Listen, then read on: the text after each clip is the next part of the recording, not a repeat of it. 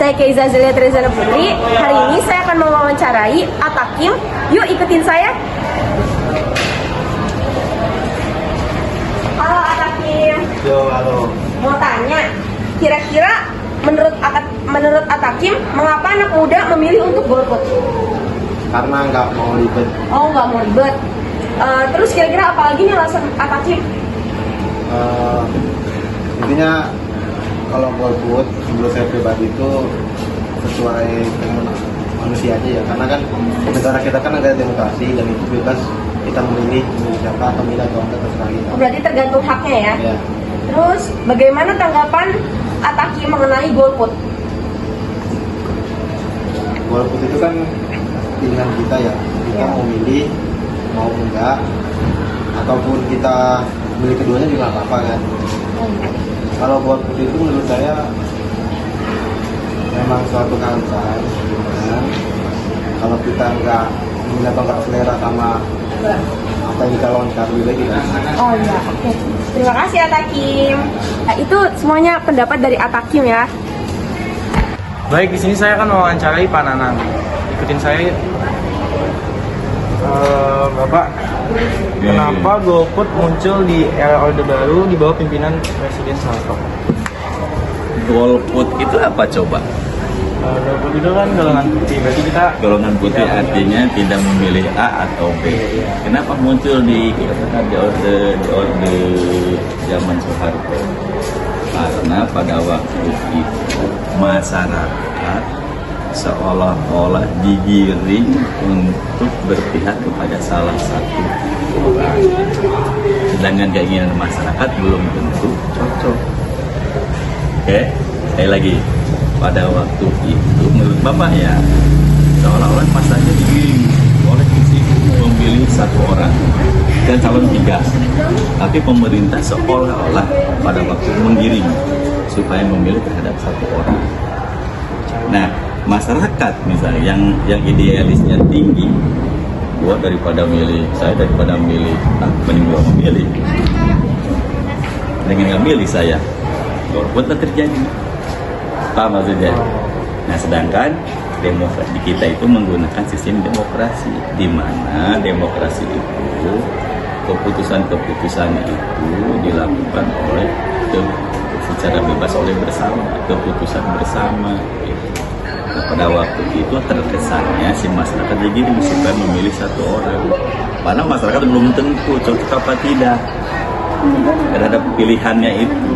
Karena soal ada penggiringan tersebut, ada seolah-olah ya, hanya mereka itu yang golput itu memutuskan saya daripada milih saya lebih baik sambil terjadilah.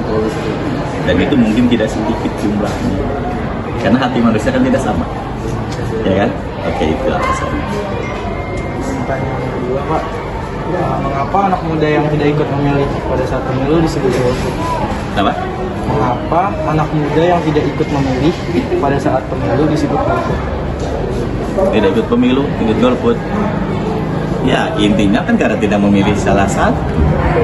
Siapapun orangnya yang tidak mencolok atau memilih ya golput. Mau anak muda, mau kakek dewasa, mau kakek yang namanya tidak memilih ya golput.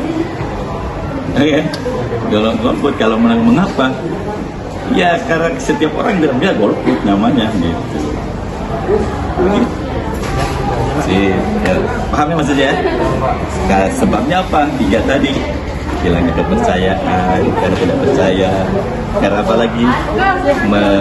Tidak sesuai dengan demokrasi. Tadi pembahasan dari Pak Nanang. Oke, jadi kali ini saya akan mewawancarai Pak Andika mengenai tentang golput. Ikutin saya yuk. Assalamualaikum Bapak. Waalaikumsalam. Sehat. Bapak gimana kabarnya? Baik. Ada apa nih? Bapak, saya mau tanya dong tentang masalah golput nih. Oke, jadi yang pertanyaan pertama, apakah golput dapat dikatakan sebagai pelanggaran bagi warga negara di Indonesia kita nih? Bapak gimana? Untuk golput itu disebut pelanggaran itu secara normatif iya, dikarenakan dia tidak menggunakan hak politiknya secara penuh, artinya tidak mendukung salah satu pihak tertentu ketika pemilu. Seharusnya kan harusnya mendukung. Tapi kalau misalkan golput itu kan secara normatif dia melanggar kegiatan pemilu itu sendiri dengan mencoblos semuanya atau tidak mencoblos sama sekali. Jadinya secara normatif itu, tapi secara pidana itu nggak ada karena itu hak seseorang. Gitu. Nah, saya mau nanya nih Pak, tadi saya sempat baca di beberapa artikel, kenapa kalau dalam UU Pemilu itu diperbolehkan tuh Pak? Sebenarnya golput sendiri itu musuh bersama secara pemikiran. Artinya dalam upaya merubah hal itu dibutuhkan kegiatan-kegiatan yang mencerahkan mereka supaya tidak golput, seperti belajar PKN, lalu adanya partai politik dan juga tokoh politik yang memadai sehingga keinginan golputnya itu hilang ketika pas pemilu. Jadi secara undang-undang pemilu disebut pelanggaran tapi tidak ada sanksi kan? Iya, kayak gitu Pak. Jadinya dia tetap bisa mengikuti pemilu. Jadinya karena itu bentuknya hak. Gitu, karena itu hak seseorang. Namun secara normatif kita menganggap bahwa itu golput. Nah, golput itu tidak bisa ditindak secara hukum, tapi bisa diedukasi, bisa dikasih sosialisasi berkenaan dengan pemilu kedepannya seperti apa, serta partai-partai politik harus menyiapkan tokoh-tokoh politiknya yang mempunyai kapasitas sehingga dia bisa meyakini para pemilih golput tersebut supaya tidak golput. Oke, nah, tadi kan Bapak ngomongin edukasi tuh Pak. Nah, jadi edukasi golput sejak dini itu penting atau enggak tuh Pak? Edukasi mengenai pelarangan golput itu harus ya dan penting. Usia dini itu dalam artian mungkin di sisa-sisa sekolah, misalkan SMA menjelang pemilu, bahkan di SMA kelas 10 pun harus sudah ada sebenarnya supaya mereka mengerti golput itu apa dan bagaimana supaya tidak golput. Itu sih. Makasih Bapak atas jawabannya. Kita udah wawancarai Pak Dika. Oke, selanjutnya saya akan wawancarai dengan siapa dan dari kelas mana? Nah, aku dari kelas 6. Oke, aku nanya nih, gimana sih solusi dalam mengatasi golput? Yang pertama bisa melalui pendidikan formal seperti belajar di sekolah, yaitu belajar mata pelajaran PPKN. Kalau untuk masyarakat bisa juga dengan melakukan sosialisasi, memberikan pemahaman kepada masyarakat bahwa pemilihan umum merupakan kewajiban kita sebagai warga bangsa. Selanjutnya aku nanya, kenapa anak muda kelompok rentan tidak diperbolehkan golput? Karena pemilihan umum itu berpengaruh kepada kandidat yang akan terpilih untuk masa depan. Oke, makasih ya. Iya. Oke, selanjutnya saya akan mewawancarai dengan siapa dan dari mana? Saya Farah Bena Kamaru dari kelas 7. Oke, saya mau nanya nih, apa dampak negatif dari golput?